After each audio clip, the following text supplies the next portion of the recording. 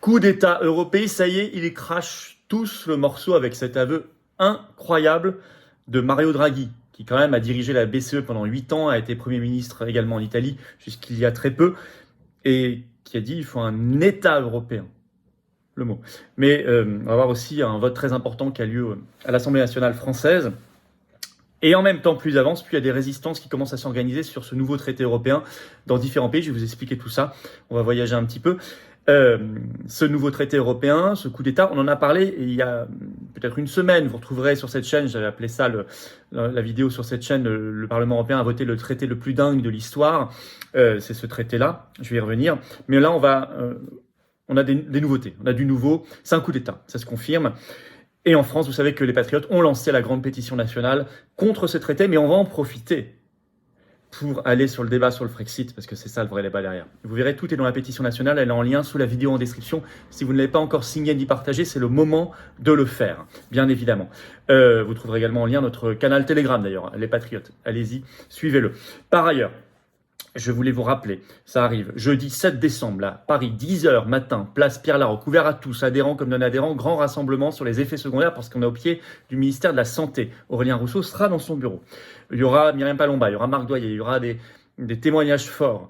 Il faut venir très nombreux. Je sais que c'est en semaine, c'est le matin. On fait exprès aussi parce que le ministère de la Santé travaille à ce moment-là. Il faut qu'on soit là, qu'on soit entendu. Il faut venir très nombreux, voilà. Et je vous attends extrêmement nombreux. Venez tous avec des drapeaux français. Et puis vous verrez, les Patriotes prennent leurs responsabilités et il faut être là. Il faut faire grandir ce débat qui est de plus en plus important partout dans le monde, bien sûr. Et puis nous aurons un rendez-vous, une grande manif nationale pour briser nos chaînes. Frexit, sortie de l'OTAN, la paix, nos libertés par rapport au QR code des JO notamment. C'est samedi 16 décembre, rendez-vous 14h Paris pour un grand cortège national. Je vous donnerai le lieu bientôt. On est en train d'y réfléchir, d'y travailler. Voilà, abonnez-vous à cette chaîne YouTube. Faites diffuser ces vidéos, elle est importante sur le coup d'État européiste. Pour cela, abonnez-vous à la chaîne. Il suffit de cliquer sur s'abonner en dessous, un petit clic, c'est fait, c'est gratuit. Vous êtes abonné à la chaîne ou réabonné. Peut-être que YouTube vous a désabonné. Réabonnez-vous le cas échéant, vérifiez ça. Abonnez-vous à la chaîne. Les vidéos vont mieux circuler si vous l'êtes. C'est comme ça que fonctionnent les algorithmes de YouTube. Ils fonctionnent mieux, ils recommandent mieux les vidéos si vous êtes abonné plutôt que pas abonné. Grand merci, on y va. Donc il crache le morceau, je le disais, sur ce coup d'État qu'il tente. On n'y est pas encore, attention, hein. Et on va y faire barrage, parce qu'il n'y a pas qu'en France que des résistances montent, vous allez voir, coup d'État européiste. Mais je suis très heureux finalement de l'expression qu'a employé le grand euro-mondialiste Mario Draghi, parce que il dit les choses, et il vaut mieux savoir son combat clairement. Vous savez, parfois, ils entretiennent des écrans de fumée. Ils ne disent pas les choses, ils cachent. Non, lui, il dit les choses dans des termes inédits et historiques, et nous allons voir que c'est important pour le combat. Alors justement, cet aveu assez incroyable, inédit, c'est évident, de Mario Draghi, rapporté par le site spécialisé Euractiv ce 1er décembre, un article qui est en ligne. Le titre, tout simplement, « L'Union européenne doit devenir un État ». Voilà, c'est dit, selon Mario Draghi. Il fait référence au prochain traité de l'Union européenne. Je rappelle que ce traité, allez voir ma vidéo pour le détail, mais il prévoit l'élargissement à 35 ou 37 pays. Il prévoit que la Commission s'appellera demain gouvernement européen, que le président de la Commission s'appellera président de l'Union européenne. Il prévoit une armée européenne. Il prévoit la fin de tous les droits de veto des États membres. Il prévoit d'augmenter les compétences de l'Union européenne dans plein de domaines, notamment l'éducation et la santé, et les épidémies, etc. Et donc, c'est la disparition de la France et des nations, hein, on va être clair, évidemment. Ça transforme l'Union européenne en un État. Alors, Mario Draghi dit que l'Union européenne doit devenir un État. Je repars dans cet article de Euractiv. Vous remarquerez que c'est exactement la formule que j'ai utilisée quand j'ai analysé ce traité en disant, certains disent c'est pour l'Europe fédérale. Non, l'Europe fédérale, on nous l'a pas dit, mais on y est déjà. Quand vous ne maîtrisez plus vos lois, parce qu'il y a un droit au-dessus, droit supranational, vous ne maîtrisez plus vos frontières, vous ne maîtrisez plus votre commerce, vous ne maîtrisez plus votre budget totalement, c'est clair, vous ne maîtrisez plus totalement votre fiscalité, vous ne maîtrisez plus du tout votre monnaie, etc., votre politique d'immigration, tout ce que vous voulez, de fait, vous êtes déjà dans une Europe fédérale. On ne nous l'a pas dit, mais c'est le cas. Là, ils veulent aller plus loin. Ils veulent faire un État ultra centralisé à Bruxelles de l'Union européenne. Alors, Mario Draghi, c'est un ancien Premier ministre italien. Il a dirigé la Banque centrale européenne entre 2011 et 2019. C'est un haut dignitaire de l'Union européenne. Et en fait, il a fait cette déclaration choc le 29 novembre en Italie, alors qu'il présentait le livre d'un auteur italien, Aldo Cazzullo. Je vais vous dire exactement, je vais vous lire un extrait de l'article pour voir ce qu'il a dit plus exactement. Je cite, « Espérons que les valeurs fondatrices qui nous ont réunis nous maintiendront ensemble. Aujourd'hui, le modèle de croissance s'est dissous et nous devons réinventer une façon de croître, mais pour cela, nous devons devenir un État, a-t-il déclaré. » Je lis toujours. Selon lui, le moment est venu de s'unir et de surmonter les difficultés liées à la fragmentation des réglementations européennes dans tous les secteurs qui ralentissent le fonctionnement de l'Union européenne, notamment pour répondre aux situations d'urgence. Ça couvre notamment, vous le savez, la santé. Marianne, seul média en France qui a repris cette déclaration pourtant hallucinante, article du 1er décembre, le titre « Il a osé !» point d'exclamation. Et Marianne nous rappelle que c'est lui qui a inventé la fameuse formule du « quoi qu'il en coûte », c'était le 26 juillet 2012. Donc c'est quelqu'un d'influence, parce que reprise aujourd'hui, vous savez, par Bruno Le Maire, par Macron et par Ursula von der Leyen, etc. Par ailleurs, il a ajouté lors de cette déclaration, je cite, « L'élargissement est déjà à l'ordre du jour ». C'est un empire, en fait, qui va le faire. C'est un État impérial qui s'élargit toujours. Mais sans peuple, sans volonté, sans respect des volontés. Donc c'est un coup d'État totalitaire. Alors, il y a Mario Draghi, et puis, cette semaine, la classe politique française se soumet. En tout cas, la classe politique française officielle, c'est-à-dire celle représentée au Parlement, par un vote qui n'a pas fait grand bruit, évidemment aucune, ni la majorité, soi-disant, enfin, on va dire, ce qui se présente comme majorité macroniste, ni les oppositions, entre guillemets, n'en ont parlé, parce que c'est pas glorieux. C'est le vote d'une résolution à l'Assemblée nationale. Le vote sur la proposition, c'était il y a 2 jours. La proposition de résolution européenne, je cite, relative aux suites de la conférence sur l'avenir de l'Europe. Elle a été présentée au nom de la Commission des affaires européennes de l'Assemblée nationale par 2 députés. Un député de Renaissance, donc macroniste, qui est le président de cette Commission des affaires européennes à l'Assemblée, qui s'appelle Pierre-Alexandre Anglade, et par une députée EELV, donc Europe Écologie Les Verts, donc, qui s'appelle Julie Laernoes. Et cette résolution a été votée à l'Assemblée nationale. Mais figurez-vous, elle est très importante parce qu'elle soutient le futur traité européen. Je vais vous donner quelques détails de ce qu'il y a dans la résolution. Elle a été votée il y avait uniquement 123 votants, 123 députés dans l'hémicycle. Donc il en manquait 454. Il en manquait 454, mais ils sont quand même payés. Hein.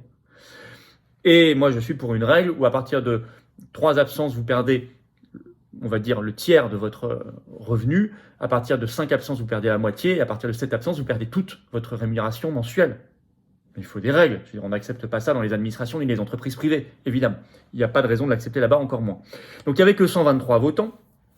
72 ont voté pour, 46 contre, 5 abstentions. Donc c'est pas une majorité très importante. 72 pour, 46 contre.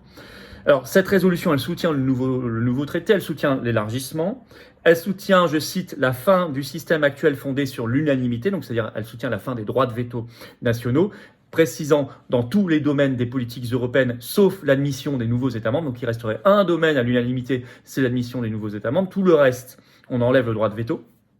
Donc on enlève notre souveraineté. Et elle veut, je cite, la convocation d'une convention pour la révision des traités. Donc elle soutient le prochain traité européiste. Alors, ce qui est très révélateur, c'est les votes en détail. Figurez-vous que parmi les oppositions qui se disent anti-Union européenne, mais contre le Frexit, il manquait pour ce vote 63 députés RN sur 88. C'est-à-dire 72% étaient absents. Il en manquait 63 sur 88. LFI, il en manquait 51 sur 75. Donc il y avait 68% d'absentéisme.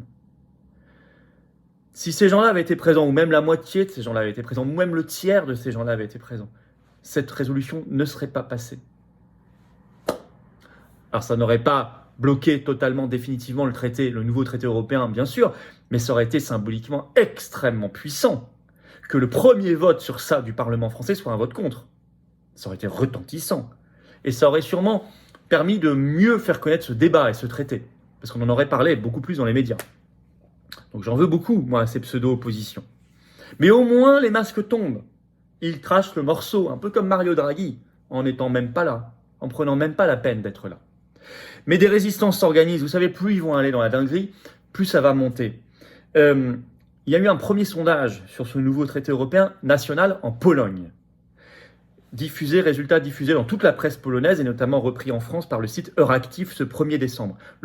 Qui dit « La plupart des Polonais sont opposés à une réforme des traités de l'Union européenne selon un sondage. » Et je vais vous lire l'extrait d'Euractiv. Selon un sondage réalisé par United Surveys pour le quotidien polonais Dziennik Gazeta Prawna et pour la radio RMF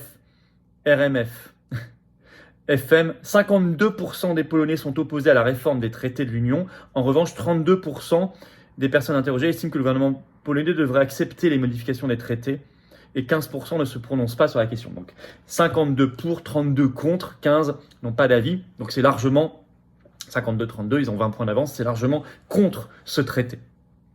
Donc c'est intéressant parce qu'il n'y a pas encore eu le débat national, mais il y a déjà un sondage qui va structurer le débat. En France, la pétition nationale que nous avons lancée il y a quelques jours contre ce traité est pour un grand débat national sur le Frexit.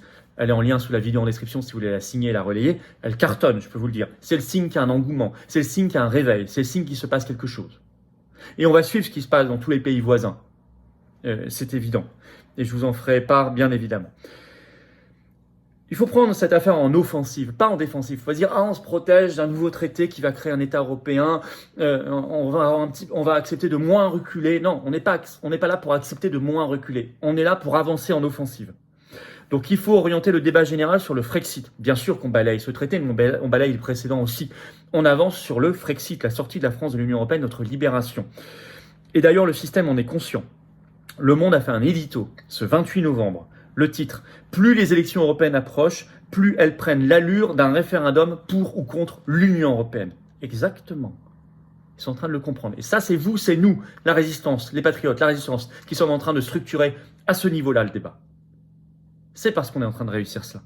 Donc il faut continuer, il faut accélérer. Partagez cette vidéo, s'il vous plaît. Abonnez-vous à cette chaîne YouTube ou réabonnez-vous, s'il vous plaît. Pour cela, il suffit de cliquer sur s'abonner, c'est gratuit. C'est un clic, c'est fait. Et vous êtes là et la vidéo se diffuse mieux. Grand merci à vous. Venez aux patriotes. Venez vous battre pour la libération de la France, pour le Frexit, pour l'indépendance, pour nos libertés, pour l'avenir des générations qui viennent contre l'oligarchie. C'est beau, les patriotes. Vous êtes attendus. Adhérez ou réadhérez si votre adhésion n'est plus à jour. Ou faites un don de soutien au mouvement pour nous permettre de faire plein d'actions sur ce sujet-là. Notamment le 16 décembre, on en parlera beaucoup. Et tout le reste.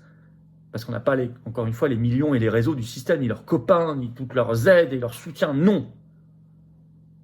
Mais on a la force des convictions du cœur et de l'amour de la France et de l'humanité. Adhérez, réadhérez, c'est le premier lien sous la vidéo en description. Ce lien, je l'ai mis également en commentaire épinglé, une petite fiche maintenant sur l'écran. Et dans quelques secondes, un lien sur l'écran, choisissez. Faire un don de soutien au mouvement, deuxième lien sous la vidéo en description. C'est tout simple, c'est défiscaliser aux 2 tiers de vos impôts, tout ça. Baisse concrète de vos impôts, en adhérant, réadhérant ou donnant. Et sensible, profitez-en. Plutôt que de le mettre chez Macron, Ursula, Zelensky, dans la guerre, etc. Mettez-le dans la résistance, qu'on a bien besoin. Et puis on se retrouve jeudi 7 décembre à 10h du matin, place Pierre Laroque. Grand rassemblement ouvert à tous sur les effets secondaires. Venez nombreux, très nombreux. Et le 16 décembre, grande manif nationale l'après-midi à Paris, samedi 16 décembre. Bravo aux donateurs, aux réadhérents, bienvenue aux nouveaux adhérents patriotes, vive la France.